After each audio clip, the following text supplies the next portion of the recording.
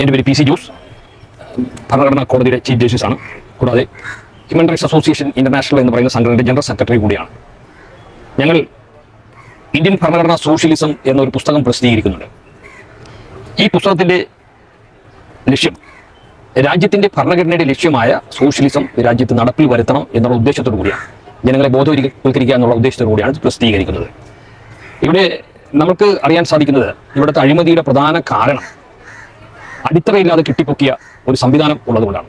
ഈ രാജ്യത്തിൻ്റെ അടിത്തറ എന്ന് പറയുന്നത് ഭരണഘടനയാണ്. ഈ ഭരണഘടനയിൽ അധിഷ്ഠിതമായ ആ ഉയർച്ച മാത്രമേ ജനങ്ങൾക്ക് പ്രയോജനകരമാവുകയുള്ളൂ. ഭരണഘടനയിൽ അധിഷ്ഠിതമല്ലാത്ത എല്ലാ ഉയർച്ചയും അത് അഴിമതിക്കാരിലേക്കാണ് ചെന്ന് ചേരുന്നത്. അതാണ് നമുക്കിവിടെ സംഭവിച്ചുകൊണ്ടിരിക്കുന്നത്. രാജ്യത്ത് സമ്പത്തില്ലാഞ്ഞിട്ട് വീടുകളും സമ്പത്തുണ്ട്.